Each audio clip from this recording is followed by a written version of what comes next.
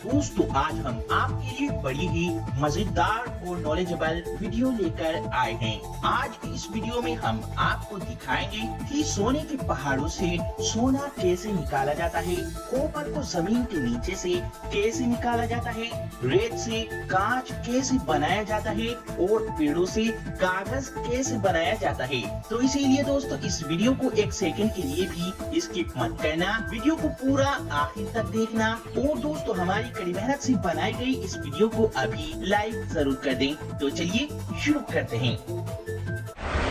Copper making process. दोस्तों आपको ये तो पता ही है कि कॉपर हमारे लिए कितना महत्वपूर्ण धातु है। कॉपर से हमें अनेकों तरह के कई बर्तन बने हुए प्राप्त होते हैं और कॉपर का सबसे ज्यादा योगदान बिजली के क्षेत्र में तो मानव की जैसे क्रांति ही ला देना है। तो चलिए जानते हैं कि आखिर कॉपर को कैसे बनाया जाता है। दोस्तों सबसे पहले मैं आपको बता दूं कि कॉपर हमें जमीन के नीचे से प्राप्त होता है। कॉपर को प्राप्त करने के लिए सबसे पहले बड़ी बड़ी कॉपर की खदानों में विस्फोट किया जाता है। कॉपर की खदानों में विस्फोट करते ही कॉपर के बड़े बड़े और छोटे छोटे टुकड़े में बदल जाता है। फिर इस कॉपर के टुकड़ों को बड़े बड़े ट्रक में लोड किया जाता है।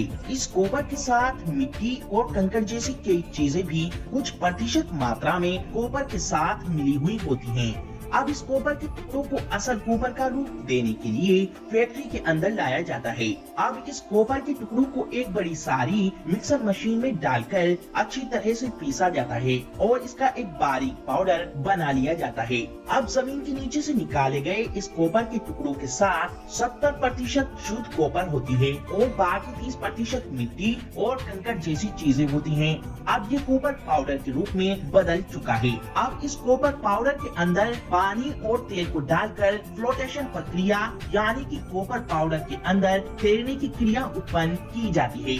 इससे कॉपर पाउडर तेल और पानी के ऊपर तैरने लगता है। अब फिर इसके बाद ऊपर तैर रहे कॉपर पाउडर को फिल्ट्रेशन प्रक्रिया की मदद से तेल और पानी से भी अलग कर लिया जाता है। अब इस कॉपर को चूना, पत्थर और कोयले के साथ मिलाकर एक भट्टी के अंदर गर्म किया जाता है। फिर इसके बाद सिर्फ शुद्ध पिघला हुआ कॉपर भट्टी से बाहर निकल आता है। जब भट्टी से कॉपर बाहर निकलता है तो ये दृश्य मानो ऐसा लगता है जैसे कि किसी ज्वालामुखी से लावा बाहर निकल रहा हो। फिर ये पिघला हुआ कॉपर ठंडा होने के बाद ठोस हो जाता है। इस तरीके से हमें कॉपर प्राप्त होता है। अब दोस्तों इस ठोस कॉपर से ही अनेकों तरह की अलग अलग कई चीजें बनाई जाती हैं। Paper making process. दोस्तों क्या आपको पता है कागज कैसे बनता है? अगर नहीं पता है तो दोस्तों आज आप देख लीजिए कि आखिर कागज कैसे बनता है। दोस्तों इसी कागज से हमारी नोटबुक, किसी भी तरह की किताब, कार्डबोर्ड और या फिर हर तरह के पेपर इसी कागज से बनाए जाते हैं। दोस्तों कागज बनाने के लिए सबसे पहले ऐसे पेड़ को लिया जाता है जिसमें वुड फाइबर यानी कि जिस पेड़ में लकड़ी के रेशों की मात्रा ज्यादा हो। फिर ऐसे पेड़ सिलेक्ट करके इन सब पेड़ों को काटा जाता है और फिर इन सब पेड़ों को इकट्ठा करके फैक्ट्री के अंदर ले जाया जाता है। फैक्ट्री के अंदर इन पेड़ों को लाने के बाद इन पेड़ों को ऐसी मशीन में डाला जाता है जिससे कि ये मशीन इन सब पेड़ों के ऊपर से इनकी सारी छाल यानी कि इनके बक्कल को उतार देती है और इन पेड़ों के बहुत ही छोटे छोटे टुकड़े कर देती है। इन्हें वुड चिप्स भी कहा जाता है। अब इन वुड चिप्स को कन्वेयर बेल्ट के जरिए डाइजेस्टर टैंक में भेज दिया जाता है। यहाँ पर इन वुड चिप्स को एसिडिक सॉल्यूशन के साथ उबाला जाता है। फिर ये उबालने के बाद वुड फाइबर और लिग्निन अलग अलग हो जाते हैं। इस वुड फाइबर के अंदर से लिग्निन निकलने से ये वुड फाइबर यानी लकड़ी मुलायम हो जाती है। इसके अंदर से सख्त, कठोर और ठोसपन ये सब चीजें निकल जाती हैं। फिर इस बचे हुए वुड फाइबर को पानी से अच्छी तरह धोया जाता है। इससे इसके अंदर अंदर से बचा हुआ एसिडिक सॉल्यूशन ये भी निकल जाता है और फिर ये वुड फाइबर और भी ज्यादा सॉफ्ट और बिल्कुल क्लीन हो जाती है। लेकिन फिर भी ये वुड फाइबर इतनी साफ नहीं हो पाती है जिससे कि हम इससे पेपर बना सकें। इसीलिए फिर अब इसकी क्लोरीन फ्री ब्लीचिंग की जाती है ऑक्सीजन ओजोन पेरोक्साइड की मदद से। इससे ये वुड फाइबर और भी ज्यादा चमकदार और साफ हो जाती है। अब इस वुड फाइबर के अंदर कैल्शियम कार्बोनेट को मिलाकर इसे अच्छी तरह मिक्स किया जाता है। कैल्शियम कार्बोनेट की वजह से पेपर की क्वालिटी अच्छी बनती है। वुड फाइबर और कैल्शियम कार्बोनेट के मिक्स होने से ये एक पल्प या लुगदी का रूप ले लेता है। दोस्तों, कागज बनाने के लिए लकड़ी के अलावा पानी की भी सबसे ज्यादा जरूरत पड़ती है। दोस्तों, 100 लीटर पानी से सिर्फ 1 किलो कागज ही बनता है। इसीलिए दोस्तों, जो पल्प या लुगदी तैयार की गई थी उसमें अब बहुत ही ज्यादा मात्रा में पानी ऐड किया जाता है। इससे ये पल्प या लुगदी बहुत पतली हो जाती है। और अगर दोस्तों कलरफुल कागज बनाना हो तो इसमें अभी इसी वक्त कलर ऐड कर दिया जाता है। अब इस सारे मिक्सचर को पेपर मशीन के अंदर भेज दिया जाता है। ये पेपर मशीन ही इस पल्प या लुगदी को पेपर में कन्वर्ट करती है। इस मशीन में एक ही साइड बहुत सारे गोल गोल घूमने वाले रोलर लगे होते हैं। इसी रोलर के नीचे से दबकर ये लुगदी जाती रहती है और पेपर का रूप ले लेती है। इस मशीन के हेड बॉक्स में कुछ ब्लेड लगे होते हैं।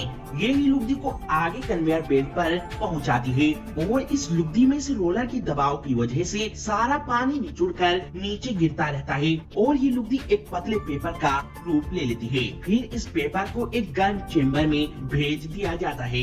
यहाँ पर हॉट रोलर लगे होते हैं जिससे पेपर जब इन रोलर के बीच में से गुजरता है तो इसका बचा हुआ सारा पानी निचुड़ जाता है और पेपर बिल्कुल सूख कर बाहर निकल जाता है। अब इस पेपर को एक बड़े सारे रोल पर लपेट देते हैं और फिर इस बड़े रोल को काट कर छोटे छोटे रोल बना लिए जाते हैं और फिर इन्हें पैक कर उन फैक्ट्रियों में भेज दिया जाता है जहां पर कॉपी, न्यूज़पेपर, किसी भी तरह की किताब या फिर किसी भी डिफरेंट तरह का पेपर बनाना होता है। तो दोस्तों, ऐसी बड़ी मेहनत से कागज बनाया जाता है। Gold making process. दोस्तों, सोने की खानें अंटार्कटिका के अलावा सभी महाद्वीपों में मौजूद हैं। दोस्तों, अगर हम भारत की बात करें तो अब भारत के अंदर कोई सोने की खान मौजूद नहीं है। कर्नाटक के अंदर कोलार खान ही भारत की एकमात्र सोने की खान थी जिसके अंदर से सन 1951 से लेकर सन 2001 तक 9 लाख किलो सोना निकाला गया। लेकिन सन 2001 में इस कोलार माइंस को बंद कर दिया गया क्योंकि इस खान के अंदर से सोना निकलना बंद हो गया था।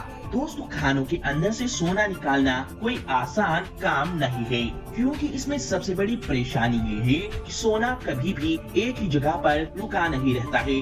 सोना मिट्टी, पत्थर या रेत के बीच में छोटे छोटे कणों के रूप में मौजूद होता है। दोस्तों, सोने को प्राप्त करने के लिए सबसे पहले सोने के खुले पहाड़ या फिर सोने की अंडरग्राउंड खानों में विस्फोट करना पड़ता है। दोस्तों, आपकी जानकारी के लिए मैं आपको बता दूं कि 1 टन पत्थर के अंदर से लगभग 4 ग्राम सोना निकल जाता है। दोस्तों, सोना जमीन के किस हिस्से के नीचे है या फिर किस पहाड़ के हिस्से में मौजूद है, ये सब वैज्ञानिक पता लगाते हैं और फिर डायनामाइट की मदद से उस जगह पर विस्फोट कर दिया जाता है। दोस्तों, 300 से 500 मीटर की गहराई से करीब 1 टन पत्थर निकाला जाता है और करीब इस विस्फोट में 300 टन मलबा निकलता है।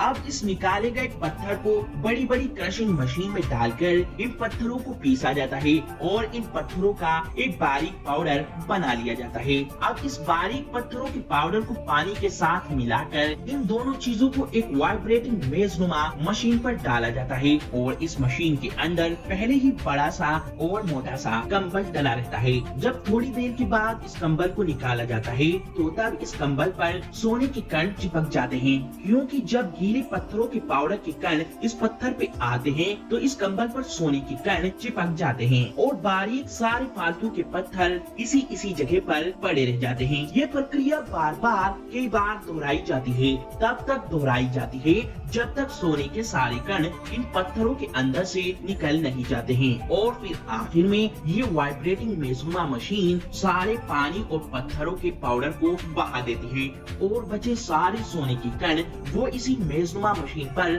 चिपके रह जाते हैं।